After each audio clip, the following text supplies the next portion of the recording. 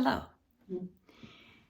I'm doing this podcast video because it's something I've been wanting to do for a long time. For my family, for my friends, and maybe for those of you who don't know the Lord, for those of you who have been following me for some time on YouTube but don't know my whole story. I can't tell you my whole story in one video. It's just not going to work. But I've not been a Christian all my life. I wasn't raised in a Christian home. Some people, they feel like that was a detriment being raised in a Christian home. They wanted to rebel against it. We always want to rebel against what we're raised with for a period of time. But I know that there is a verse in the Bible that talks about, that when our children are old, that they will come back. They will come back to the Lord. Sometimes they just have to go through. They don't have to, but sometimes they do it the hard way, right? But I wasn't raised, like I say, in a Christian home. My parents dearly loved me. Until I was about 14, almost 14 years old, I was the baby. I had two older brothers. They were half brothers. We all had a different last name. My oldest brother's last name was Will, and then my middle brother was Funston, and my name was Brown. And I just thought that was normal, that everybody had a different person last name. My parents were, I don't know, they weren't perfect. They didn't know the Lord, so they were just dealing with the cards that was dealt to them. The way they were raised, things that had happened to them in their lives. They were doing the best they could. I felt loved by my parents, very loved. I don't remember my parents ever talking about the Lord. The only thing I ever heard, I can remember one time, I heard my mother say, Mary couldn't have been a virgin. How could you be a virgin and have a baby? She didn't know. So now I did find out that my father does not even remember his mother. He never remembered her. I think he was about 5 or 6 years old when his mother passed away. So he was kind of almost basically raised by his sister, his older sister. Which was not good either. But for him being raised the way he was, he did a really good job. He raised, my two brothers were his stepsons. He was very good to them. He was a good father to me and a good father to my younger sister. Because when I was close to 14 years old, my mother was 41 years old, and she had my sister, Debbie, which we're very close. She lives in Florida. I'm in Tennessee. Both of my brothers have passed away, and of course my parents have, because I'll be 83 in December. So, family, they're all gone. I think there's just my sister Debbie and I left of my immediate family. Okay, so I lived, most of my times growing up, I lived in a housing project, actually. I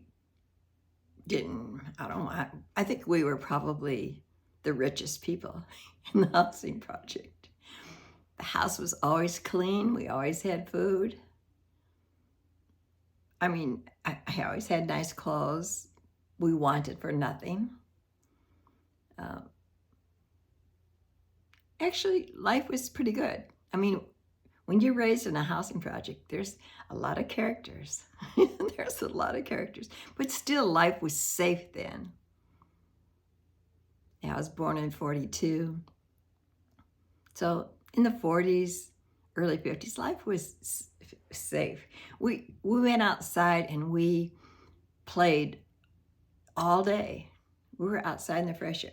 Now, I didn't play out as much as a lot of the other kids did because I love to play cutouts, paper dolls, and all my other little various things. I used to like to just get off by myself, and I'm still basically that way. I like to paint and things like this. But there was a lady, I think the way I found out about her, it was the missionary lady. And there were several of these missionary women from Chicago. They were John Wesleyan Methodists. That's what they were. And they had a lot of holiness standards. And I'm not saying there's anything wrong with it, but I'm saying it's not necessary for salvation. But they were young women. I remember one named Helen, maybe one was Emily. Oh, I just love their spirit. And they came to the door, probably to different doors it was in Columbia Center Housing Project in Hammond, Indiana, Hammond. And they came to the door to let parents know and see if they had children, if they'd be interested in coming to the administration building. It was a brick building with just concrete floors, and they put up folding chairs. Would invite them so they could hear Bible stories and things. So apparently I went, and some of the little girls from my neighborhood went, and it was on Saturdays. And I remember a lot of little barefooted kids coming in there, and they just showed such love to us. And I seen they wore no makeup at all. They never cut their hair. They would wear like cotton plaid or solid dresses, and they wore nylons that were like, you know how they used to, you guys don't remember, but older ladies like me remember, the thick nylons, so you can't really see your flesh. They were flesh colored, but they wore health shoes, which were most of the time like laced up and a kind of a thicker heel. But their beauty really showed from inside. And they graduated from a college in Potomac, Illinois. I always say Illinois. So I'll back up to that in a minute too. But now there's another thing you probably, only if you're older, remember, flannel graphs. Do they still do that? They would be a big board. Turning off my makeup mirror, I see there.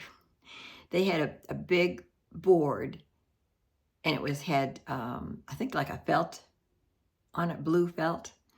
And then they had figures from the Bible, and it could even be trees or different things like this. And as they would tell the story, they'd put the figures up on the board. It just made it more real and understandable. And I always remembered it, and I loved it. And I did the same thing as I got older, taught Sunday school and used those. See how it influenced me.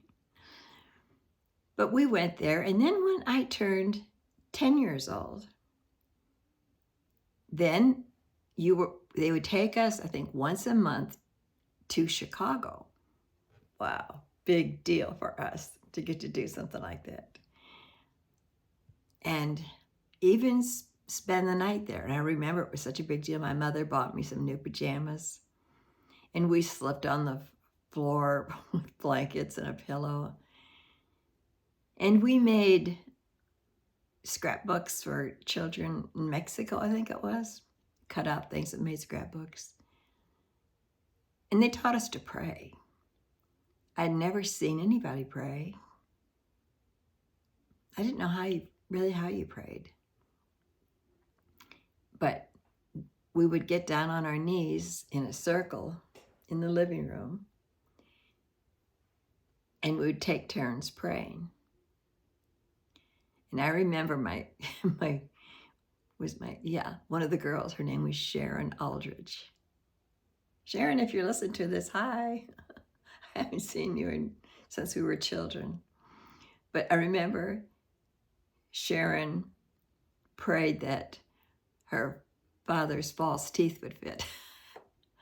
And I was such a card. I mean, I got to giggling. You know, I was not out loud, but I thought I would bust. My stomach was going to bust. I just thought that was so funny. Bless her heart. She was cared about her daddy. But I do remember the fact of, okay, you can just talk to God like that about anything.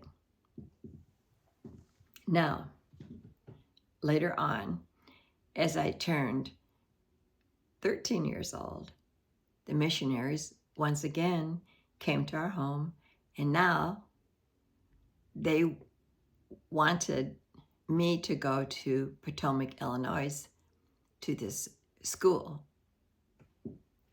I think it's a missionary school, that's what it was. It's so long ago, and I was so young, you know. But they even took us there one time, so we just know what it was like. And there was a missionary school for boys and one for the girls, but, you know, we were totally separate.